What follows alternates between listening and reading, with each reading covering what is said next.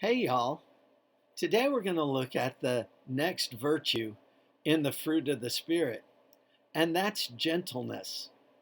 Oftentimes today, gentleness is equated with weakness or wimpiness, kind of a spiritual apathy, an unwillingness to deal with the issues in our lives, a passive, aggressive kind of a faith.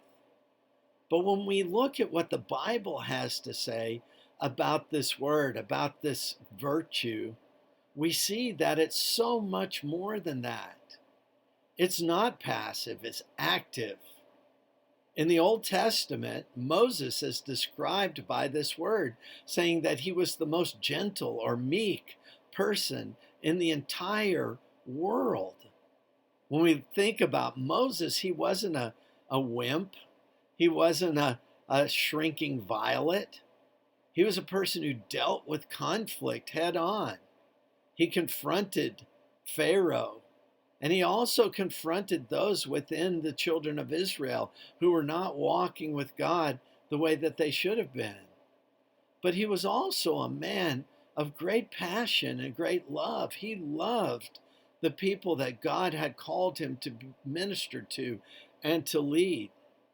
And often God called him to pray for them and to pray that they would be forgiven and that they would make the right decisions. You see, gentleness is not just about allowing things to happen, but gentleness is about looking within ourselves and allowing God to take control of our lives. The very first place that control is seen is in our emotions.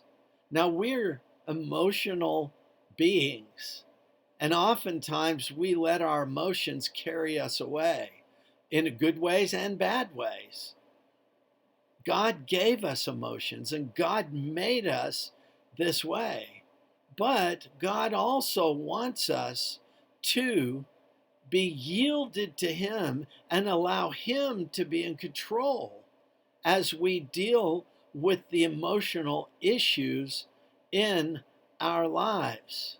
I don't know about you, but whenever I make an emotional decision, it usually turns out bad because I usually have not consulted God. I haven't really even consulted my brain a whole lot. I just saw something and I wanted it and I bought it, or I experienced something and it hurt my feelings, so I said something back. Whatever it might be, those emotions are important in our lives, but it's important for us to understand that when we're filled with the Spirit of God, that gentleness is exemplified through our emotions. That means that we actually get angry when we're supposed to get angry, but we don't when we're not, because God is in control of us.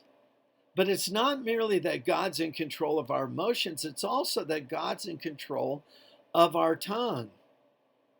A lot of times we go through our lives without an unexamined word. If a thought goes through our minds, it comes out our mouths. I can remember one of my children telling him his whole life growing up, son, your mouth is going to get you in more trouble than anything else. Well, how did I know that? Because my mouth got me in more trouble than anything else. James, the brother of Jesus, talked a lot about the tongue. He said the tongue is a small spark, but it creates a great fire.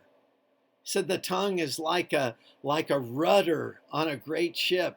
The rudder is a very small part, but the ship is huge, and yet this small part is able to steer the vessel through the water.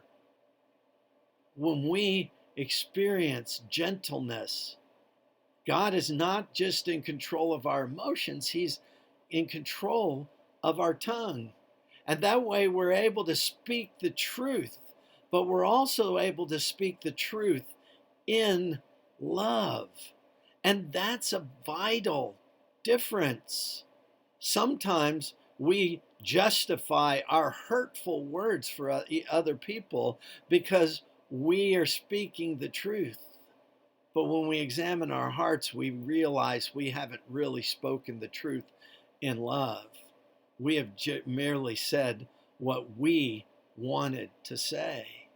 And so gentleness is not merely just God's control of our emotions and God's control of our tongue, but it's also God giving us a consideration and a love for others. Sometimes we have to say hard things. Sometimes we have to say things that people need to hear. But what is our motivation? Love has got to be the foundation of that. And when we do, we can speak those things in gentleness. The greatest example of gentleness is Jesus. He could have so many times, he could have just destroyed those who were speaking out against him. He could have taken the entire world out with a snap of his fingers or a word from his lips. And yet he went silently as a sheep goes to the slaughter, as he went to the cross for you and for me. Jesus said, "Come unto me, all who labor and are heavy laden, and I will give you rest. Take my yoke upon you and learn from me, for I am gentle and lowly in heart, and you will find rest for your souls. For my yoke is easy and my burden is light." The world desperately needs to see Christians living out the gentleness that the Spirit of God has placed within us. God bless you.